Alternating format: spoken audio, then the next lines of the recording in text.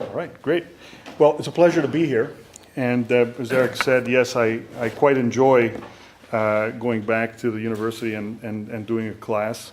I was teaching at York University I started actually teaching in '97 and taught till about 2009.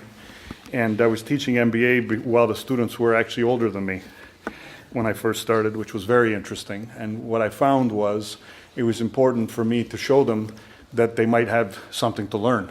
And what I've learned is that we all have something to learn all the time. And so what I challenge you to do while you're listening to me and the other presenters is to kind of open your mind and perhaps think slightly differently than all the letters after your name may have taught you to rigidly think about things. And I think that's why I say that at the outset, because it's important, given what we're going to talk about, which is this whole concept of non-GAAP. If you step back a little bit, we have these letters, and they gave us a whole bunch of new letters recently. Now we have CPA, CA, you got a bunch of other names. So all of this makes you question when, what's actually happening is non-GAAP numbers are being used by investors much more than GAAP numbers.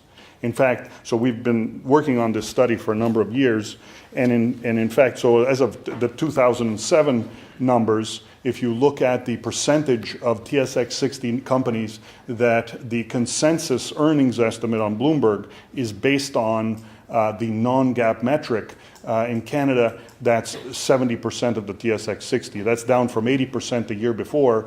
And in the US, the S&P 500, the number is roughly 70% as well. So part of the reason for the decline in Canada is just that the companies that have been added, there's been a number of changes that take place to the index. The names that they took away and added, and the new names that they added, they actually don't use non-GAAP as much. So that's why I think there's that reduction. But really the prevalence of non-GAAP is rampant. And what I see happening is our business, we're an independent equity research firm. So how we make our money is selling research to pension funds, mutual funds, and also regulators. And they look to us to kind of say, as clients, to see through the numbers, if you will. What are the numbers actually telling us?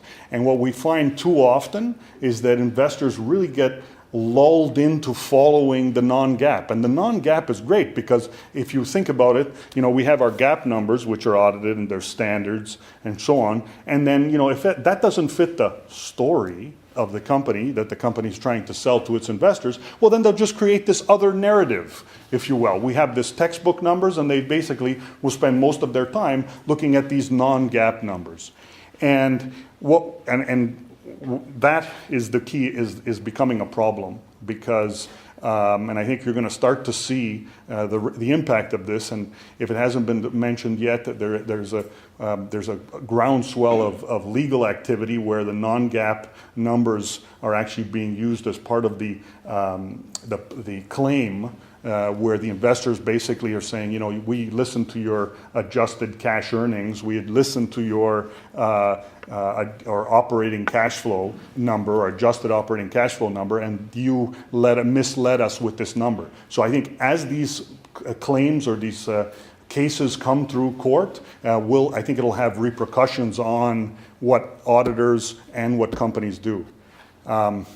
Fixing this problem, though, is not going to be simple. It's going to involve everyone getting involved, and it's already happening. So you're obviously going to hear from Linda Mizon talking about what the Accounting Standards Board's doing. Recently, the OSC and the CSA group has put out what I think are good new standards. But all of this is interesting. But what really is going to make a difference is if journalists, users, preparers all start to care and say, what? We need to make these numbers better. They need to reconcile between GAAP and non-GAAP.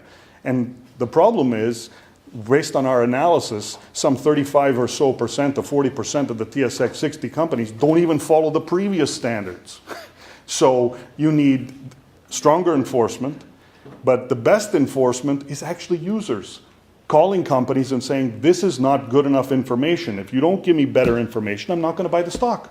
That's the most powerful way that we can make change in accounting and push companies to improve their disclosure. Because ultimately, what's happening is, and this is a bigger issue, if we don't actually have better disclosure and better transparency, think about it if you're a foreign investor and you're thinking of putting money into Canadian investments. Oh, I don't know, I don't trust their numbers. There's a lot of question marks about that. We're 3% of the world's market cap and falling, in case you're not watching the statistics. And so if we don't, all of this is tied together, right? We need strong standards, strong regulations, so that foreign investors feel comfortable about putting their money with us, and it's all intertwined. Think about now, I'm going to put you to the plight of the user, the research analyst or portfolio manager. And today, whereas in the past, and I think there's been a big groundswell. If you haven't read the book yet or read some of the studies about the death of accounting, it's interesting. I think everybody's got to be listened to. I'm not proponing that that's the case, but it's interesting the work that's being done. And I can tell you for a fact that today there are fewer and fewer people that actually open and break the spine on financial statements. And so think about that. We spent all this time, we studied all these standards to make sure that those numbers were right, and I'm sure the preparers staying up all night putting them together, and yet no one reads it. It's really saddening. Let that sink in for a second. In fact, they're saying, can you just give me that one number, the one that I need, that I can just compare to all the other companies around the world, and then I can make a decision. And now, if you haven't, I hope you know, you're laughing inside because you know how difficult that is and virtually impossible, right? And so yet, that's what's happening. So think about how this all trickles down. Sales, if I'm going to talk to you about the sell side and the buy side. Buy side, these are the asset managers. Sell side, they sell information, research, etc. to the buy side. So the buy side, what's happening to mutual fund fees? Falling. I said falling. I haven't said fallen. They're falling and will fall further. So that means if they make less money, can they hire more analysts? No, fewer analysts. We don't need analysts. We have Bloomberg. We have FactSet. We'll hit a button and we'll compare one number for all companies. You know what? We want cash flow. How about we just look at operating cash flow? And then you don't think companies know that? We'll just move the interest into financing. Magic. And all of a sudden, operating cash flow is higher. And if you don't open the spine of the financial statement, you don't notice that. You just looked at one number. And I compared it across companies. And I can tell you that is 100% what companies do. They know where the analysts are looking. They will prepare the statements to meet exactly that. Okay? And I just gave a very simple example. So the buy side, lower revenues. That means they have to cut costs to make it. How do they do that? You know what, sir, ma'am? You were covering 20 companies before. I need you to cover 50. You know what? Canada's becoming less relevant because investors want to buy less Canadian stocks. You know what? I need you to be global now.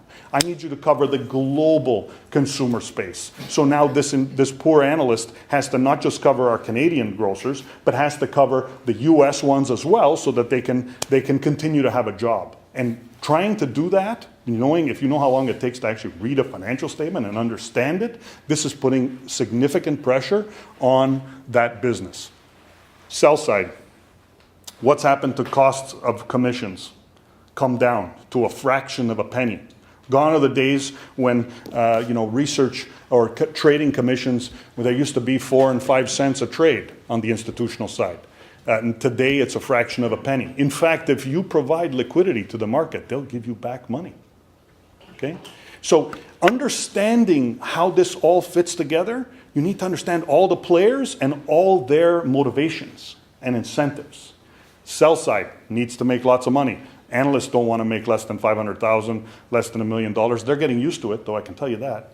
So what's happened is on the sell side, they're forced to cover more companies, and they're forced to, in order to make up the income that they were making in the past. So both sides of this, let's call it industry, buy side, sell side, both under pressure to deliver the same amount of information or value for less revenue. And the only way that can happen is to cut corners. And their idea of cutting corners is just give me the one number. I don't, note 5, oh my God, it's too hard. So I think actually there's a number of things that are taking place which will help. One of those is the new section of the audit report. I'm optimistic. I don't know what's going to happen, but I'm optimistic that if we can get a separate part of the audit report, that the auditor will say, here's the key matters. That might flag for the investor that has no time to actually pay attention. But as I said, I'm going to leave you with the thought, and then I'll let my colleagues present. But everyone plays a part. If you think that it's just the regulator that's going to stand up and protect you, forget it. Call the company and say, this is a problem. I want to buy this stock and I don't understand what this number is. Oh, you don't want to tell me? That's okay. I'll buy another stock. And when they start to hear that, then all of a sudden they're going to say, you know what? Maybe we should fix this problem. Right? And it's only with that kind of motivation that something will actually happen. And like we learned in the financial crisis and in the collapse that happened before that, remember the .com collapse? There was something called SOX that came out. Anybody heard of SOX since then? Right, just pull up your SOX, it's over. There's no SOX problem. In fact, you know what, all that additional work, but we don't need to do that anymore. Everything's fine now. As long as the stock market goes from the lower left to the upper right, everything's fine. So, in case you haven't noticed, and I'm not going to get into the dissertation of what I believe is going to happen in the markets, but I'll just let you think about it. The markets are getting choppy. Fewer and fewer companies are driving the return of said markets. And if we do get a correction, okay, I'm just saying if we do get an eventual correction, then I think that'll further be the impetus for change. How come the standard setters didn't fix this? How come investors were lulled into following these names? Okay? And I'll leave you to think about that and I'll be back. Thank you.